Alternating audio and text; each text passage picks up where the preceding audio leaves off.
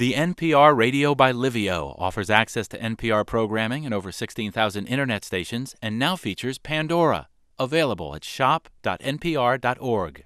Tonight in Tucson, President Obama attends a memorial for those who died in Saturday's shooting. Daniel Hernandez has emerged from the tragedy a hero.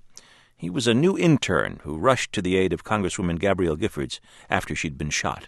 The first thing I did was to pick her up and prop her up against my chest to make sure that she could breathe properly. Once I was sure that she was able to breathe properly and wouldn't asphyxiate, the next thing I did was to apply pressure to her wound to make sure that we could stem the blood loss.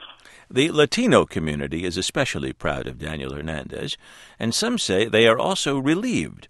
Writer Daisy Hernandez, no relation to Daniel, has this reflection. I wasn't the only person on Saturday who rushed to her Android when news came of the Tucson shooting. I wasn't looking, however, to read about what had happened. My auntie had already filled me in. Someone tried to murder una representante. People have been killed, she reported. What I wanted to know was the killer's surname. My eyes scanned the mobile papers.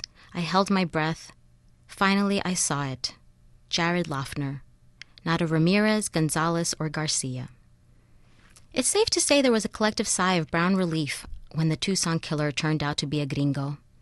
Had the shooter been Latino, media pundits wouldn't be discussing the impact of nasty politics on a young man this week. They'd be demanding an even more stringent anti-immigrant policy. The new members of the House would be stepping over each other to propose new legislation for more guns on the border, more mothers to be deported, and more employers to be penalized for hiring brown people. Obama would be attending funerals and telling the nation tonight that he was going to increase security just about everywhere. In short, the only reason the nation is taking a few days to reflect on the animosity in politics is precisely because the shooter was not Latino. It's painfully ironic that a gay Latino man came to the aid of Representative Giffords in the storm of gunfire. If a judge hadn't blocked provisions of Arizona's SB 1070 law, however, the intern's surname would have easily qualified him as a target for police under different circumstances on Saturday.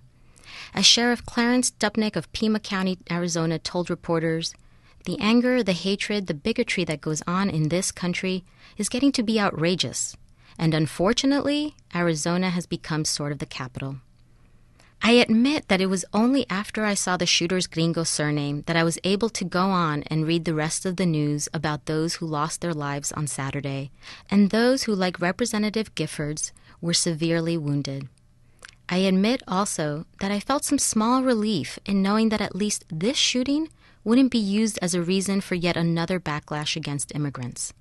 Or at least that's what I'm hoping. In this political climate, it's hard to tell. Daisy Hernandez is the co-editor of Colonize This, Young Women on Today's Feminism.